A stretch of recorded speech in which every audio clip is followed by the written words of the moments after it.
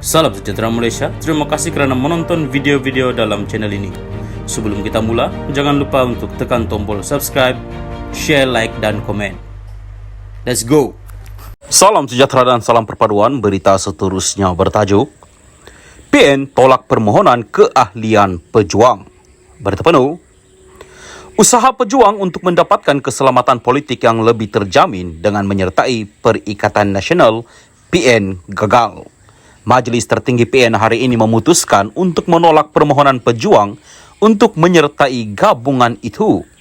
Setiausaha Agung PN Hamzah Zainuddin dalam satu kenyataan berkata, keputusan itu dibuat semasa mesyuarat semalam.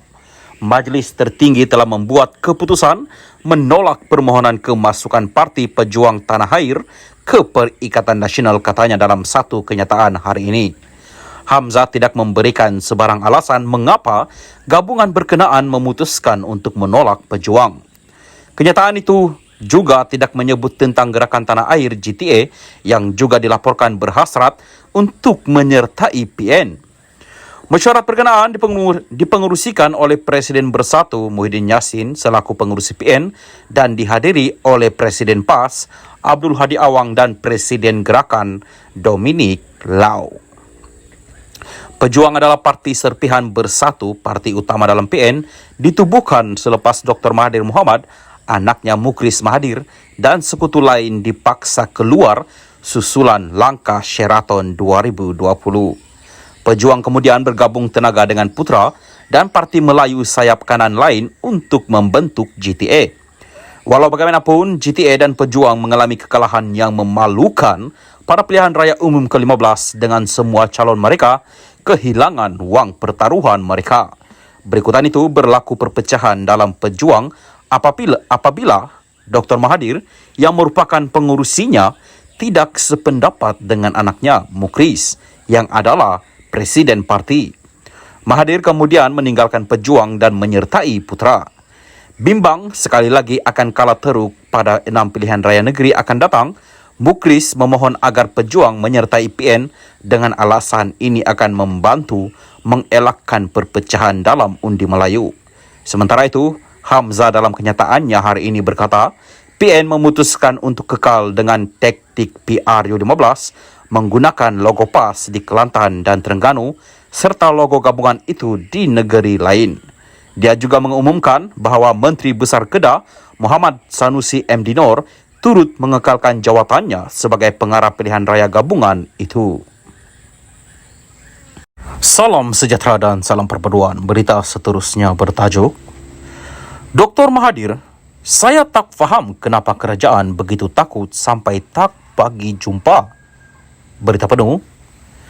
Bekas Perdana Menteri Dr. Mahathir Mohamad membayangkan kerajaan hari ini di sebalik pembatalan sebanyak 4 kali program Sekretariat Proklamasi Orang Melayu.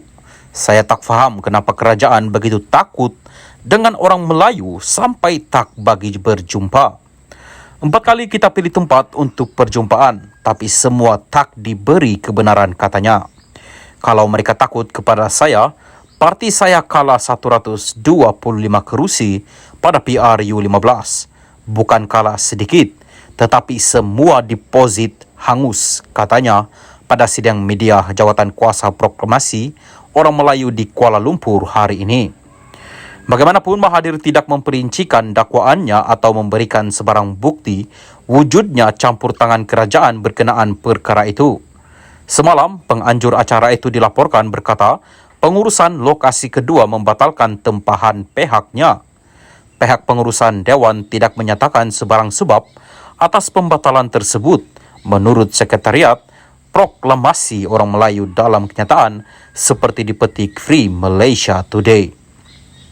Ini kali kedua perkara itu berlaku setelah tempahan di lokasi pertama, Hotel Impiana KLCC di Kuala Lumpur, dibatalkan kerana masalah teknikal menurut laporan itu. Mengulas lanjut, bekas ahli Parlimen Langkawi itu mendakwa kemungkinan pembatalan perjumpaan proklamasi Orang Melayu itu juga disebabkan tangan gaib yang takutkan bayang-bayang sendiri. Mereka takut segala salah laku mereka akan terbongkar apabila orang Melayu bersatu dan sedar perbuatan mereka selama ini, kata Dr. Mahathir yang juga penasihat gerakan terbabit. Menurutnya, Majlis Proklamasi Orang Melayu oleh Jawatan Kuasa Proklamasi Orang Melayu bukan agenda mana-mana parti politik. Sebaliknya, kata Dr. Mahathir, tujuan proklamasi diadakan adalah untuk memberi kesedaran kepada orang Melayu mengenai situasi politik negara masa kini. Kami tidak mewakili mana-mana parti politik. Kami hanya mau menyatukan orang Melayu yang kini semakin berpecah akibat politik negara, katanya. Menyasarkan kritikannya terhadap Perdana Menteri Anwar Ibrahim, Mahathir mendakwa pentadbiran kerajaan kini lebih zalim daripada penjajah British kerana ketika pemerintahan British, orang Melayu masih boleh berkumpul dan bersuara. Di zaman saya pun, orang Melayu boleh bercakap, tetapi di zaman demokratik Anwar, orang Melayu tak boleh bercakap. Itulah demokrasi Anwar Ibrahim, dakwanya. Sehubungan itu, Jawatan Kuasa Proklamasi Orang Melayu akan meneruskan kempen itu di media sosial dan segala saluran publicity lain termasuk jelajah rakyat di seluruh negara. Mahathir juga berkata maklumat terkini pergerakan Jawatan Kuasa Proklamasi Orang Melayu akan dihebahkan kepada semua rakyat melalui pelbagai saluran. Sementara itu, Mahathir mengulas tindakan kerajaan perpaduan dalam membenteras kegiatan rasuah di kalangan pemimpin negara.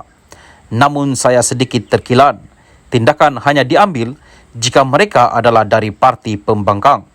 Kerajaan harus sedar pesalah rasuah ada di mana-mana, termasuk dalam pemimpin kerajaan kini, katanya lagi. Sekian berita, salam Malaysia Madani.